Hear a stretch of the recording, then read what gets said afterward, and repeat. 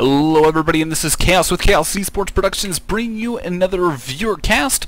Today we're going to be looking at a PvC from a guy named Dietibol. I believe he is from Belgium. He is submitting this. He is a Silver League player, and we're here to help him out and just give him some pointers on PvZ and how we can improve his game. So right off the bat, we're going to take a look at his pylon placement. Now, generally in PvC, you've got two different styles in the current metagame. You've got this gateway expand build style, and then you've got the typical, probably more, more seen forge fast expand style. So, just right off the bat, by putting your pylon out here at the front of your ramp, you're kind of limiting yourself to doing more of a gateway expand style. So just one small little comment. It's going to be immediately scouting right after that. No big deal. Putting nice little waypoints. Everything's looking good. Now, one thing we're going to keep an eye on is we're going to keep an eye on the production tab, because we want to make sure that you, especially since you're a Silver League player, want to make sure that your pro production is good and consistent. So far, no big deal. So we're going to go ahead and take a look at what you see. So when you come in, you notice that at this point you haven't seen any pool. You scout around a little bit, you don't see a pool, and you actually see the drone coming off to put down the hatchery. So you know that he's going for a very early expand style build, hatch first, quite honestly. And back at home, you're going to be building your gateway. Now, after kind of knowing that he's going for a hatch first, even though you haven't scouted it, you can actually safely put down your nexus. Pretty much go first, nexus first. It's not gonna be that hard to hold off, but in general, it's probably more, more common nowadays. So just a small thing. Gotta go ahead and get your gas at the correct time, so you will probably be going for your cybernetics core here soon. And so let's go ahead and speed this up a little bit. So you actually come back into his base and see that he's just now putting down his pool. So you know that Zerglings, just a nice little tip. A spawning pool takes 65 in-game seconds, so you approximately have a minute and 30 seconds before the first lings will pop, and then on top of that you've got the extra minute or so that it will take for the Zerglings to run across the map to get to your base. So you know that you probably won't be seeing any Zerglings for around 2 minutes and 30 to about 3 minutes from now. So you know you're pretty safe at this point. Going to be throwing down your cybernetics core and continuing on chrono boosting probes. Still haven't seen any delay in probes, which is obvious, really good, especially in your league. Going to be getting up a zealot. Looks like you got a couple, and then getting up warp gate. He gets in with a scout, and you don't quite deny it, but so going to be getting on the second gas. Now at this point, your main objective is to be getting down this nexus as quickly as possible, because you know your opponent's on 2 base, and the longer that he's on 2 base that you're not on 2 base, the more advantage that he's going to have. So definitely want to tweak your build to get that expansion down a lot quicker. I don't think I've released it yet, but probably in the next couple hours or so I will be releasing a video that I did for a Diamond League game where the opponent 6-pooled me, and I actually had a pretty decent build that was able to stop the 6-pool and actually win me the game. So feel free to check that out. I'll leave that link in the description. So chrono boosting out your warp gate. Now in general, on 1 base, if your opponent is going for a 2-base play or a 3-base play, 1 base economy is not going to output enough units that is going to be sustainable to overcome your opponent. So even if you're trying to do some type of aggressive, timing attack, it's going to be a lot more difficult to do it on 1 base than it is on 2 base. So just a word of caution when you're playing PvZ, because PvZ is probably one of the weirdest matchups right now, because in the later games, when you get to like very, very late PvZ, your composition actually pretty much contains every single unit that the Protoss army can have. So it's just a very difficult matchup right now. So going to be continuing to chrono boost out, still building them probes, doing good. And at the 6 minutes 30-second mark, you put down your Nexus, so getting it up at least. It doesn't look like you're choosing to be aggressive. You're just kind of sitting back and kind of trying to play the macro game. So now, one thing that I do know is at this point you really haven't done any scouting. Your first observer is just now getting out at 7:30, and we'll be getting into his base at around the 8-minute mark, probably more like 8:20, 8:30, and there's a critical timing, a roach timing that can come usually at around the 8-minute mark. So definitely want to get the robotics facility down a lot quicker and get that observer over there faster. Also, if he's going for a really early muta play, that could also be a big Debbie Downer.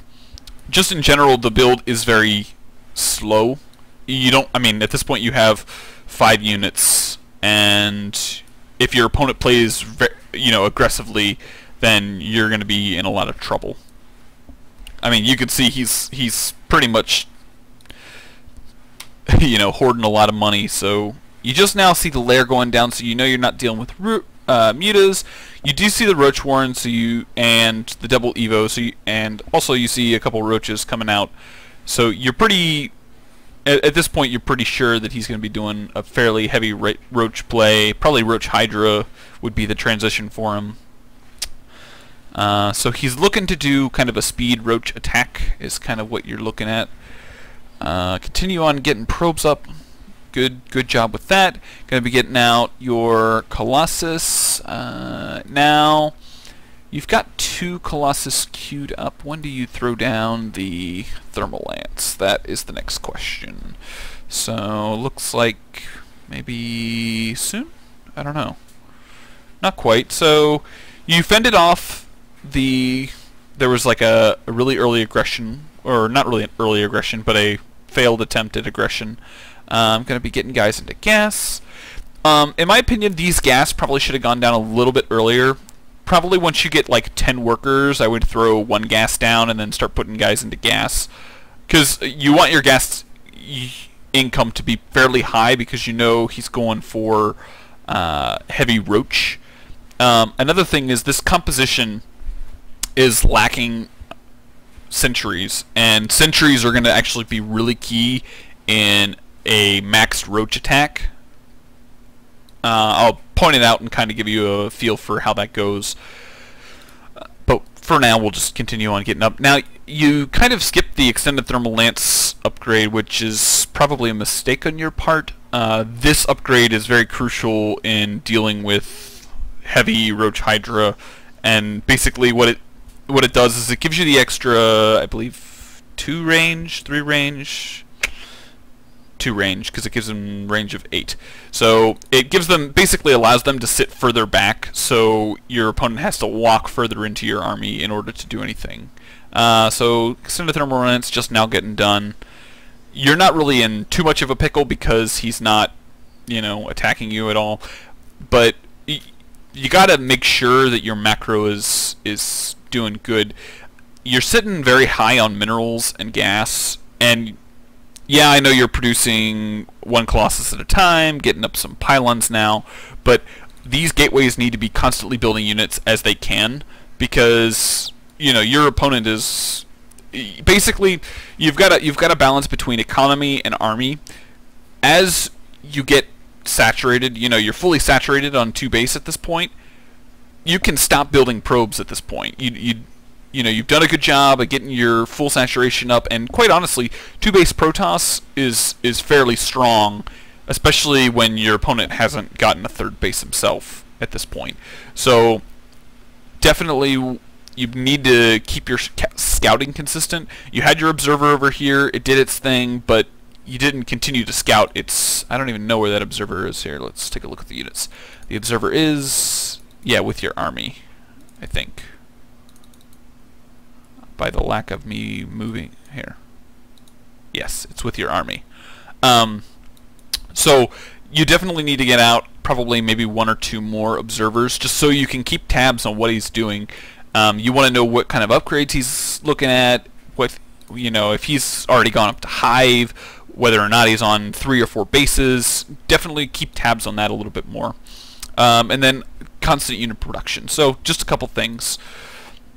I'm going to go ahead and speed it up because I think it's more or less, you come down here, you try to take a 3rd base, and your opponent sends a Ling over, and here's kind of where the sentries come into play. Now, let's see, if you look at your production, Extended Thermal Lance is almost done. So it hasn't quite finished, but it should finish as this attack is going on. If you had even 2 or 3 sentries at this point, they would have full energy, which means you'd have somewhere around 6 to 8 force fields. So what you should do is you need to plant 1 force field down here, 1 force field down here, and that limits the number of units that can come in and actually attack your army. By not having those sentries, you greatly, you know, increases surface area, and against a Zerg player you want to minimize the amount of surface area that they can have against your army. So oh wow, I need to back that up just a little and slow this down just a little.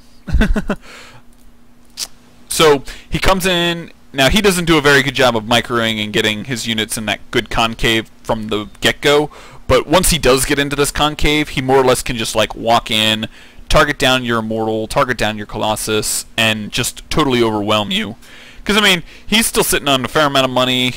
If you look at his production, he's still building units, and it's just all, you know, they're like free units for him at this point, because, you know, he's got a fair amount of larvae, you know, he's got a macro hatch, he's working on his 3rd base, and at this point he's just pummeling into you, and you can't really do anything about it. Plus, he's got superior upgrades. Actually, wow. Yeah, 1-1 is halfway done, so, you know, he hit a pretty big timing against you. And at this point, you've got a whole bunch of money, but you don't know where to spend it because, you know, you didn't continually build units even through the battle. So, definitely some things to work on. I would highly recommend taking a look at some builds, maybe from my earlier episodes, and just kind of getting an idea of how they go. Also, take a look at the build from the episode that I'll be posting here fairly shortly. It does a pretty good job of taking into account for early game pressure and kind of sets you up for a really good mid game. So I think that's more or less it, because he kind of just walks in with his units and you send your probes and they die. So overall, as a recap, I will just quickly go over some of the highlights. Probe production, great job. I think you've pretty much hit the head on the nail. Keep that up. That will serve you well in the later leagues, gold and platinum, and even diamond and masters when you get up to there.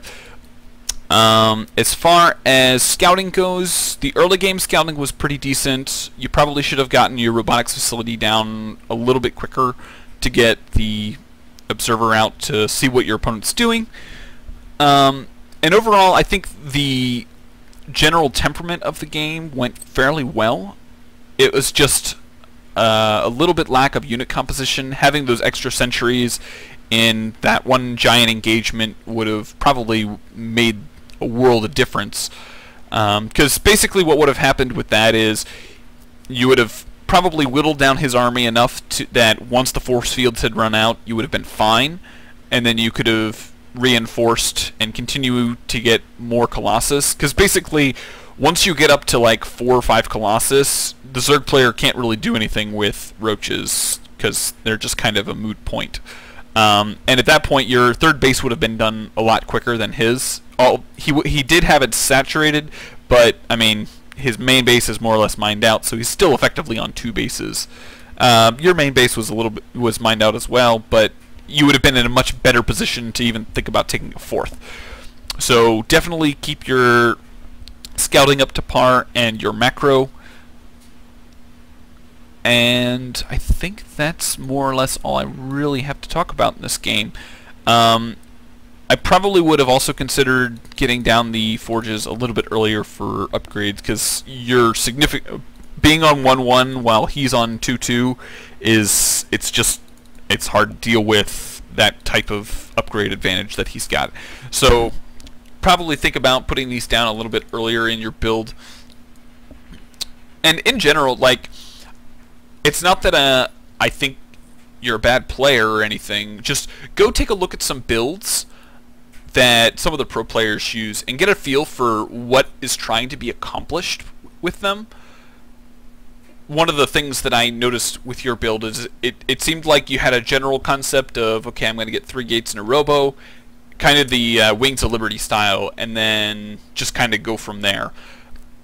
Think about incorporating the Mothership Core, as well as maybe doing a little bit of harassment in the early game, because early game harassment in PvZ is kind of a crucial part in the current metagame, because it forces your opponent to make early units, and if he doesn't do anything with those early units, it's less drones that he has, which means it's further behind for him. So take a look at some of those builds from my previous episodes. Also check out Dignitas Apollo's channel. He's got a lot of really good content, and I'm sure you'll find something that might suit you well for, I don't even know what your APM was. Sitting at 80, so that's pretty decent for that level. But yeah, anyways, if you've got any questions about the analysis that I did, or think that I missed something, or have any questions in general about the matchup, feel free to leave me a comment or shoot me an email.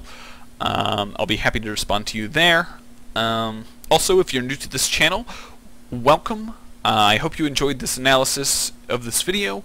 Feel free, if you are interested in me taking a look at one of your matchups, feel free to send an email to the email in the description, as well as a few bits of information about kind of what your thoughts are about the game and what you want me to look at. Anyways, also feel free to check out some of my other content. I do a Bronze to Masters League series that I post to fairly regularly, so feel free to check out those videos, and I believe that is all. So, I hope you guys enjoyed, and I will see you guys next time.